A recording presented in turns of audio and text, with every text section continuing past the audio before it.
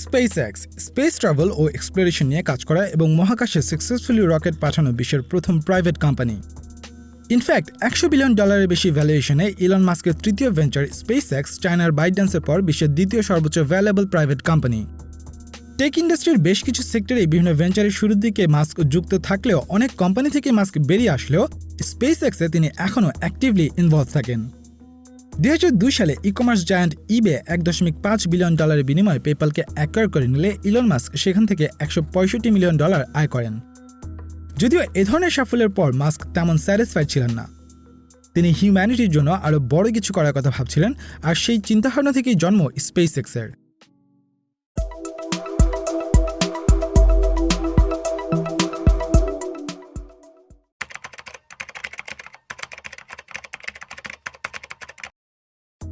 PayPal থেকে বেরিয়ে এসে মাস্ক নিজ উদ্যোগে নতুন কিছু করার পরিকল্পনা করেন। মাত্র 12 বছর বয়সে স্পেস থিমে তৈরি ইলন মাস্কের ব্লাস্টার গেমটি থেকে ধারণা করা যায় ছোটবেলা থেকেই স্পেস নিয়ে বেশ আগ্রহী ছিলেন মাস্ক।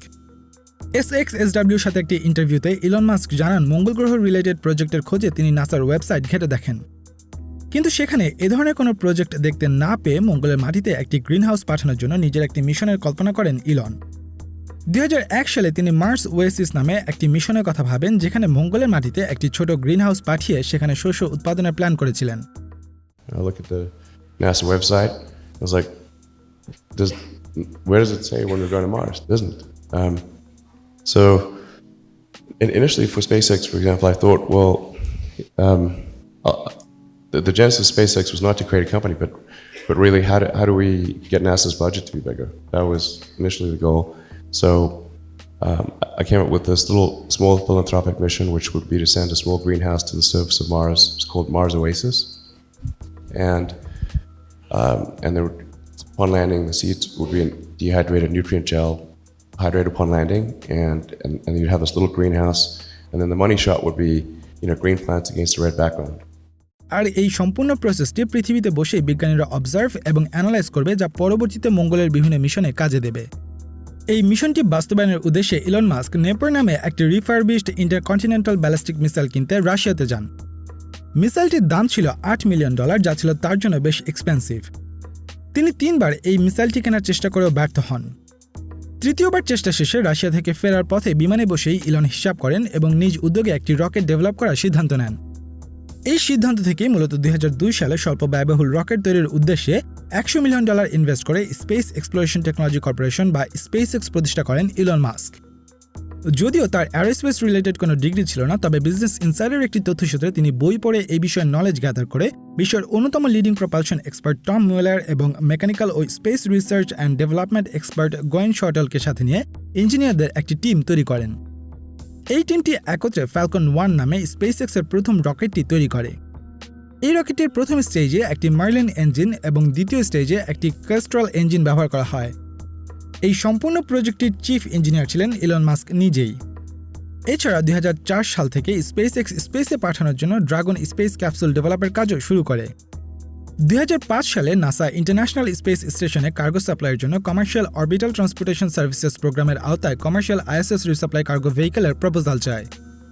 2006 সালের মার্চ মাসে SpaceX কানাডিয়ান প্রতিষ্ঠান MD রোবোটিক্সের সাথে কোলাবোরেশনে তাদের ড্রাগন স্পেস ক্যাপসুলের প্রপোজাল নাসার কাছে সাবমিট করে এবং আগস্ট মাসে নাসা SpaceX-এর ডিজাইনটিকে অ্যাপ্রুভ করে এবং 2008 থেকে 2010 সালের মধ্যে 3টি ডেমনস্ট্রেশন ফ্লাইট কন্ডাক্টের শর্ত দেয়। ড্রাগন স্পেস ক্যাপসুলের জন্য SpaceX নাসার কাছে $278 মিলিয়ন ফান্ডিং পেয়েছিল। যদিও সে সময় নীল আর্মস্ট্রং এবং জিন সার্নেনের মতো বেশিরভাগ আমেরিকান অ্যাস্ট্রোনট, যাদেরকে মাস্ক তার ইন্সপিরেশন মানত, তারা মাস্কের কমার্শিয়াল স্পেস আইডিয়াটিকে বাস্তবসম্মত নয় বলে দাবি করেন। There are American heroes who don't like this idea. Neil Armstrong, Gene Cernan have both testified against commercial spaceflight in the way that you're developing it, and I wonder what you think of that. Now is the time to overrule this administration's pledge to mediocrity. I was very sad to see that because those guys are, those guys are heroes of mine, so it's really tough. They inspired you to do this, didn't they? Yes. তবে mask আশাহত না হয়ে dedication নিয়ে কাজ করতে থাকলে 2006 সালের মধ্যে ফ্যালকন 1 একটি স্যাটেলাইট সহ পৃথিবীর অরবিটে লঞ্চ করার জন্য প্রস্তুত হয়ে যায়। এই রকেটটি স্টার ওয়ার্সের মিলেনিয়াম ফ্যালকনের নামে নামকরণ করা হয়। কিন্তু দুর্ভাগ্যবশত মাত্র 1 মিনিটের মধ্যে লঞ্চ অ্যাটেম্পটি ফেল করে। 2007 সালে মাস্ক তার নতুন রকেটশিপ স্টারশিপের আইডিয়াটির মাধ্যমে স্পেসএক্সের মঙ্গলযাত্রা মিশনটিকে আরও এক ধাপ এগিয়ে নিয়ে যান। তার আইডিয়াটি ছিল রিউজেবল রকেট তৈরি করা। কেননা ফ্যালকন 1-এর প্রথম ফেল্ড লঞ্চ অ্যাটেম্পটের পর মাস্ক বুঝতে পারেন স্পেসক্রাফট বা রকেটকেও যদি অন্যান্য ভেহিকেলগুলো যেমন গাড়ি, বিমান অথবা জাহাজের মতো রিইউজ করা যায়, তবে অ্যারোস্পেস আর ডিসঅ্যাডভান্টেজ পজিশনে থাকবে না। স্পেসএক্সের দ্বিতীয় রকেট লঞ্চ অ্যাটেম্পটিও ফেল্ড হলে 2008 সালে আবারও তৃতীয়বারের মতো রকেট লঞ্চ করা হয়। এবার রকেটটিতে ইউএস এয়ারফোর্সের জন্য একটি ট্রেইল ব্লেজার স্যাটেলাইট এবং আরও 2টি ন্যানো স্যাটেলাইট পাঠানো হয়। কিন্তু এই লঞ্চ অ্যাটেম্পটিও পৃথিবীর অরবিটে পৌঁছানোর আগেই ফেল করে। পরপর 3টি অ্যাটেম্পট ফেল হয় স্পেসএক্স প্রায় দেউলিয়ার পর্যায়ে পৌঁছে যায়। একই সময় টেসলাও ফাইন্যান্সিয়ালি বেশ আনস্টেবল ছিল। I had a tough choice there because I could either provide all of the money for SpaceX or all of the money for Tesla and then increase the chance that one of them would survive, or I have to split the money. But if I split the money, then maybe both will die. I mean, you can imagine, like, it's almost like if you had 2 children and you have only so much food, what do you do? So what was the choice? I split it. অন্যদিকে mask তার ডিভোর্সের ইস্যুটি নিয়ে মানসিকভাবে বিপর্যস্ত ছিলেন। এরপরও mask তার ব্যক্তিগত অর্থ স্পেসএক্সে ইনজেক্ট করার মাধ্যমে 4র্থবারের মতো রকেট লঞ্চ করার প্রস্তুতি নেন। 2008 সালের সেপ্টেম্বর মাসে 4র্থ লঞ্চে ফ্যালকন 1 রকেটটি সাকসেসফুলি লো আর্থ অরবিটে স্যাটেলাইট পাঠানোর মাধ্যমে স্পেসএক্স পৃথিবীর প্রথম প্রাইভেট কোম্পানি হিসেবে মহাকাশে যাত্রা সম্পন্ন করে। মাস্ক এবং স্পেসএক্সের জন্য এই 4র্থ লঞ্চটি ছিল অনেকটাই ডু অর ডাই সিচুয়েশন। সে বছরই 23 ডিসেম্বর নাসা স্পেসএক্সের সাথে 12টি ফ্লাইটের জন্য $1.6 বিলিয়ন একটি কমার্শিয়াল কার্গো কন্ট্রাক্ট করে। একই সাথে $1.6 বিলিয়ন কমার্শিয়াল রিসাপ্লাই সার্ভিসেস কন্ট্রাক্টটিও স্পেসএক্সকেই দেওয়া হয়। আর স্পেসএক্সের এই সফলতার ধারাবাহিকতায় স্পেস এক্সপ্লোরেশন ও ট্যুরিজম সেক্টরে একে একে নতুন নতুন প্রতিষ্ঠান কার্যক্রম শুরু করতে থাকে। এদিকে 2010 সালে স্পেসএক্স তাদের 9 ইঞ্জিন বিশিষ্ট ফ্যালকন 9 রকেটটি প্রথমবারের মতো সফলভাবে লঞ্চ করতে সক্ষম হয়। বেশ কয়েকটি সফল লঞ্চের পর থেকেই কোম্পানিটি রিইউজেবল রকেটের কনসেপ্ট নিয়ে কাজ শুরু করে। মূলত ফ্যালকন 9 রকেটটিকে কিভাবে রিইউজেবল করা যায় সে নিয়ে স্পেসএক্সের ইঞ্জিনিয়াররা কাজ করতে থাকে। এদিকে স্পেস ক্যাপসুল ড্রাগনের সফলতার পর স্পেসএক্স ড্রাগন 2 ক্যাপসুলের ডেভেলপমেন্টের কাজ শুরু করে। এই ক্যাপসুলটির মূল উদ্দেশ্য ছিল স্পেসে মানুষ এবং অ্যাস্ট্রোনটদের নিয়ে ট্রাভেল করা। এছাড়া ক্যাপসুলটির আরেকটি ভ্যারিয়েন্ট ডিজাইন করা হচ্ছিল কার্গো ট্রান্সপোর্টের জন্য। 2014 সালের মে মাসে স্পেসএক্স ক্যাপসুলটি ডিজাইন আনভেল করে এবং সে বছরেরই অক্টোবর মাসে নাসার ড্রাগন 2 স্পেসক্রাফটের ক্রু ভ্যারিয়েন্ট ক্রু ড্রাগনকে কমার্শিয়াল ক্রু প্রোগ্রামের জন্য সিলেক্ট করে। এদিকে ফ্যালকন 9 রকেটের রিউজেবিলিটি টেস্ট লঞ্চ হিসেবে 2015 সালের জানুয়ারি মাসে ফ্যালকন 9 প্রথমবারের মতো মহাকাশে যাত্রা করে। রকেটে থাকা ইন্টারন্যাশনাল স্পেস স্টেশনের জন্য পেলোড পৃথিবীর অরবিটে লঞ্চের পর সফলভাবে পৃথিবীতে ফিরে আসতে পারলেও ল্যান্ডিংয়ে ব্যর্থ হয় ফ্যালকন 9। সে বছরই রকেটটির আরও 3টি টেস্ট লঞ্চ করা হয়, তবে প্রতিবারই ল্যান্ডিং অ্যাটেম্পটে ব্যর্থ হয় ফ্যালকন 9। অবশেষে সে বছর ডিসেম্বর মাসের 22 তারিখে ফ্যালকন 9 রকেটটি প্রথমবারের মতো পৃথিবীর অরবিটে পেলোড পাঠিয়ে প্রথম স্টেজটি আবার পৃথিবীতে ফিরে আসতে সক্ষম হয়।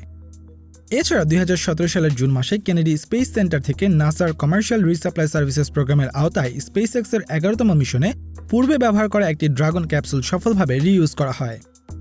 এতে করে স্পেসএক্স ও ইলন মাস্কের রিইউজেবল রকেট ব্যবহারের কনসেপ্টটি ধীরে ধীরে বাস্তবে রূপ নিতে শুরু করে।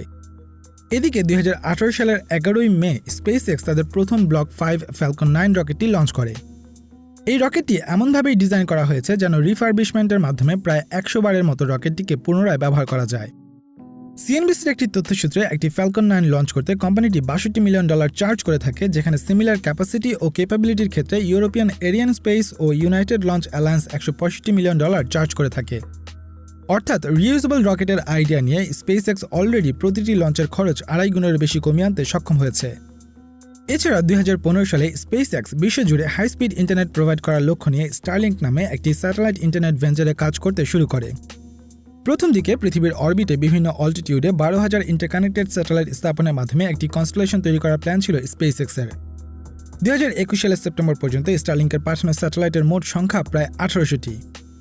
এফসিসির একটি তথ্যসূত্রে আগামী কয়েক দশকে স্পেসএক্স পৃথিবীর অরবিটে 9টি অল্টিটিউডে মোট 42,000টি স্যাটেলাইট লঞ্চ করার পরিকল্পনা করেছে। ইলন মাস্কের দাবি এই মিশনটি সম্পন্ন হলে স্পেসএক্স বছরে $30 থেকে $50 বিলিয়ন আয় করতে সক্ষম হবে। ইলন মাস্ক ও কোম্পানিটির প্রেসিডেন্ট গোয়েন শটওয়েল জানায়, স্টারলিংক থেকে আয়কৃত অর্থ স্টারশিপ এবং স্পেসএক্সের মঙ্গল অভিযানের ইনফ্রাস্ট্রাকচার তৈরির পেছনে ব্যয় করা হবে। 2018 সালে ফ্যালকন হেভির সফল লঞ্চের পর থেকেই স্পেস এক্স স্টারশিপ রকেটের ডেভেলপমেন্ট নিয়ে কাজ করছে। ফ্যালকন হেভিকে বর্তমান বিশ্বের সবচেয়ে শক্তিশালী বুস্টার বলা হয়। এটি স্পেস এক্সের ক্রিটিক্যাল মিশনগুলোর মধ্যে একটি ছিল এবং সিএনবিসির রিপোর্ট অনুযায়ী মাস্কের দাবি স্টারশিপ রকেট লো আর্থ অরবিটে রকেট লঞ্চ কস্ট $2 মিলিয়ন নামিয়ে আনতে সক্ষম হবে। 2020 সালে নাসা স্পেস এক্সের সাথে $2.9 বিলিয়ন আরও একটি কন্ট্রাক্ট করে, যেখানে স্টারশিপ লুনার অরবিট থেকে অ্যাস্ট্রোনটদের চাঁদের মাটিতে নিয়ে যাবে। নাসার একটি তথ্যসূত্রে কমার্শিয়াল ক্রু প্রোগ্রামের অধীনে ক্রু 3 মিশনে স্পেস এক্সের ক্রু ড্রাগন ব্যবহার করতে যাচ্ছে নাসা। সর্বশেষ 2021 সাল পর্যন্ত স্পেস এক্সের ফ্যালকন 9 রকেটগুলো মোট 129 বার লঞ্চ করা হয়, যার মধ্যে 127টি লঞ্চই সফল ছিল। যার প্রেক্ষিতে 2021 সালের অক্টোবর মাসে প্রকাশিত সিএনবিসির একটি তথ্যসূত্রে বর্তমানে স্পেস এক্স $100 বিলিয়ন বেশি ভ্যালুয়েশন নিয়ে পৃথিবীর সবচেয়ে ভ্যালুয়েবল প্রাইভেট কোম্পানিগুলোর একটি হয়ে উঠেছে। ইলন মাস্কের স্পেস এক্সের যাত্রা শুরু থেকে এখন পর্যন্ত যত ধরনের নতুন ইনোভেশন এবং মিশন সম্পন্ন হয়েছে, এর প্রায় সবই মিশন মার্স বা মঙ্গল অভিযানকে কেন্দ্র করেই পরিচালিত হচ্ছে। মঙ্গলে বসতি স্থাপনের যে স্বপ্ন ইলন মাস্ক একা দেখেছিলেন, স্পেস এক্সের বিভিন্ন কার্যক্রমের মাধ্যমে এখন বিষয়টি ধীরে ধীরে রিয়েলিটির দিকে এগিয়ে যাচ্ছে। মাস্কের স্পেস এক্স কি পারবে মিশন মার্সকে বাস্তবে রূপ দিতে?